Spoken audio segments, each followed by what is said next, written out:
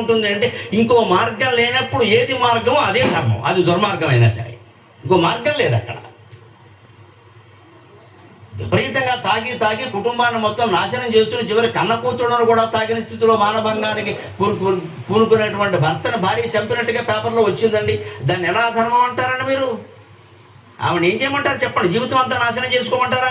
శనిగాడు పోతే శనిదురిపోతున్న వేసేసిందంటే దీన్ని ధర్మ సూక్ష్మం అంటారు. శనిదురిపోయి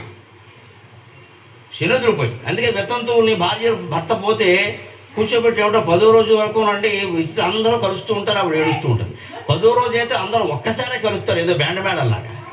అలా కలవకూడదమ్మా, చాలా తప్పది, చాలా తప్పది. నీకోసం ఏడవాలి ఆవిడ. నాకు అర్థం కాదు, గొడవ సంతోషంగా ఉందేమో, మనకెందుకని గొడవ?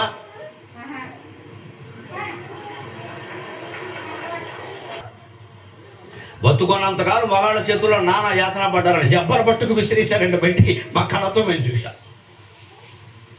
అటువంటి మొగుడు పోతే సంతోషించకపోతే ఏడుస్తారండి ఇక్కడ. వాళ్ళ జీవితాంతం పడమంటారు మీరు. ఇప్పుడు నటించాలి, ఈవిడ వచ్చిన వాళ్ళ కోసం దుఃఖాన్ని నటించాలి.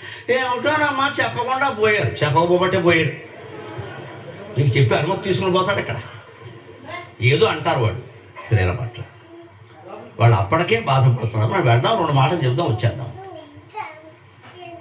ఇక ఊరికే అక్కడ కూర్చొని నీకేమన్నా ఇచ్చాడా, నీకెందుకే గొడవ? రోజుల్లోగా ఎప్పుడు వెళ్ళినా వెళ్ళొచ్చు, రాత్రి లేదు పగలు లేదు, ఎప్పుడైనా వెళ్ళొచ్చు. దయచేసి ఆవిడ్ని పలకరించడానికి వెళ్తే మీ ఇంట్లో ఏదో జరుగుతుంది అనుకోవడమా, తుంటి మీద కొడితే మూతిపడు రాలే అంటారు. దానికి దీనికి సమాధానం. పైగా మా ఇంట్లో ఉపనయనం అయిందండి, మా ఇంట్లో పెళ్ళి, పొద్దున్న పెళ్లి చేసి సాయంత్రం శవం వహించండి. శాస్త్రం అంగీకరించనమాట.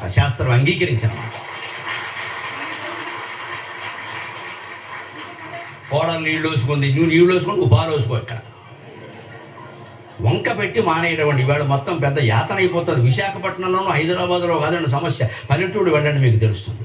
ఆ కులం వాళ్ళే రావాలి, బంధువులే రావాలి, మొయ్యాలి, ఎవడు రాడు.